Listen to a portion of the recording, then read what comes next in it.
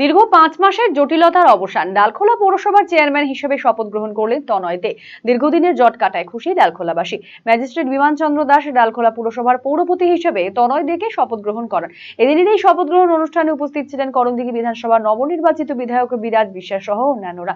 উল্লেখ্য, ইতিপূর্বে ডালখোলা পৌরসভার চেয়ারম্যান পদে ছিলেন স্বদেশচন্দ্র সরকার। যদিও সেই সময় নানান কারণে পৌরসভার চেয়ারম্যানের পদ থেকে পদত্যাগ করতে হয় স্বদেশচন্দ্র সরকারকে। কার্যত সরিয়ে দেওয়া হয় স্বদেশচন্দ্র সরকারকে। এরপর চেয়ারম্যান কে হবেন তা নিয়েই বিস্তর জল্পনা শুরু হয়। শেষ পর্যন্ত সর্বসম্মতিক্রমে চেয়ারম্যান হন তনয় দে। যদিও সূত্রের খবর, রাজনৈতিক চক্রান্তের জেরেই তাকে বসতে দেওয়া হয়নি ডালখোলা পৌরসভার চেয়ারম্যান পদে। এমনকি তার শপথ গ্রহণ পর্যন্ত হয়নি সেই সময়। এরপরেই রাজ্যে পট পরিবর্তন হয়, বিধানসভা নির্বাচনে জয়লাভ করে রাজ্যের মসনদে বসেছে বিজেপি। এরপরেই দীর্ঘ কয়েক মাসের জট কাটল। বুধবার ডালখোলা পৌরসভার চেয়ারম্যান হিসেবে শপথ গ্রহণ করলেন তনয় দে। এ বিষয়ে সম্পর্কে কি জানিয়েছেন তনয় দে, শোনাবো।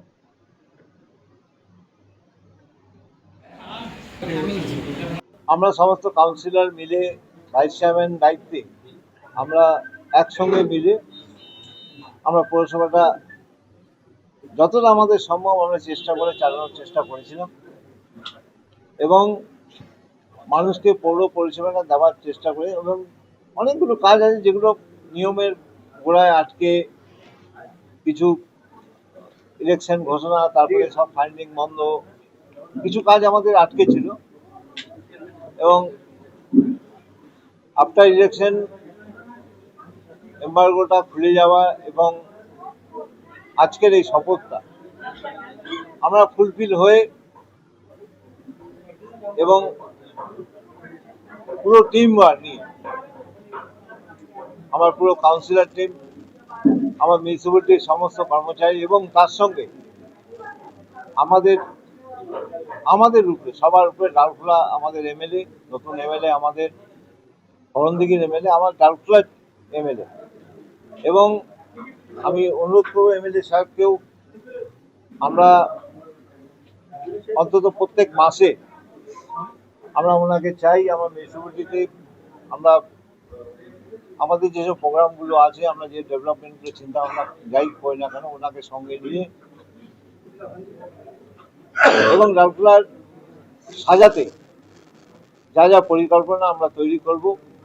আমি আশা রাখবো যে গভর্নমেন্টের সরকারের কাছ, রাজ্য সরকারের কাছ থেকে সেসব প্রকল্পগুলো বাস্তবায়ন করে ডালখোলা পৌরসভাকে যাতে ভালো মতো সাজানো যায় সেই চেষ্টাটা আমাদের থাকবে।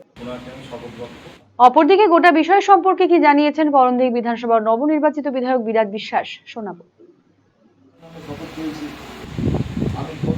এটা তো ইলিগালি ভাবে এটাকে আটকে রাখা হয়েছে, আইনে কোনো প্রভিশন দিয়ে এটাকে আটকে রাখা হয়নি। যেখানে সর্বসম্মতিতে একজনকে চেয়ারম্যান তারা নিযুক্ত করেছে, তারপরে সেই লিগ্যাল একটা চেয়ারম্যানকে কিভাবে আটকে রাখতে পারে, পরবর্তীতে হাইকোর্ট যিনি মুভ করেন এবং হাইকোর্ট যথাযথভাবে সেইভাবে সেই জাজমেন্টটা দেয় যে ইমিডিয়েটলি ইনার ওথ করাতে হবে। আর এই ইমিডিয়েটলি আমরা ডিএম এর সাথে কথা বলে ইমিডিয়েটলি আজকেই তার ওথ হয়ে যায়। একদম এটা আরো বদমাশি করে আটকাতো, বিভিন্ন জটিলতা তৈরি করে আটকাতো। দেখুন, প্রথম কথা, বহিরাগতরা বুঝবে না এখানে প্রবলেমগুলো কি রয়েছে। বহিরাগত তার নিজের ঝোলা ভরতে এসেছিল, ঝোলা ভরে চলে গেছে। সেগুলো আমরা বার করবো, সেই ঝোলাগুলো খুলবো খুব শীঘ্রই। এই ডবল ইঞ্জিন সরকার, যে প্রম্পট ডিসিশন, প্রম্পট পলিসি। কলকাতার RGM Ayurvedic medical college and হাসপাতালের medical officer doctor Somnath Dutta এখন নিয়মিত রোগী দেখছেন রবিবার, সোমবার এবং মঙ্গলবার। দীর্ঘদিনের হাঁটু, কোমর, গাঁট ব্যথা, নার্ভের সমস্যা, পেটের সমস্যা, যৌন সমস্যা ও মানসিক সমস্যা সমাধানের নির্ভরযোগ্য প্রতিষ্ঠান রায়গঞ্জ স্কুল রোডের লোকনাথ আয়ুর্বেদিক ঔষধালয় ও রায়গঞ্জ এলআইসি মোড়ের লোকনাথ আয়ুর্বেদ চিকিৎসালয়। এখানে স্বর্ণপ্রাশন, কাপিং থেরাপি, লিচ থেরাপি ও পঞ্চকর্মার মাধ্যমে চিকিৎসা করা হয়। তাই নাম লেখাতে আজই যোগাযোগ করুন 9434966017 এবং 9153958198। বিকেলে কিছু ফ্রেন্ডসরা আসছে, তো বিকেলের খাবারটা একটু এক্সট্রা। আজকাল মার্কেটে কিচ্ছু এক্সট্রা পাওয়া যায় না। কে বললো? এসি কিনলে পাবেন এক্সট্রা 5টা এক্সট্রা অফার। ক্যাশব্যাক অফার এখন 5,000 নয়, 6,000 টাকা, 1,000 টাকার এক্সট্রা, 0 ডাউন পেমেন্ট। আর পুরনো এসিতে 10,000 টাকা এক্সচেঞ্জ অফার শুধুমাত্র খোসলা ইলেকট্রনিক্সে। আজই চলে আসুন খোসলা ইলেকট্রনিক্স, আমাদের নিজেদের দোকান।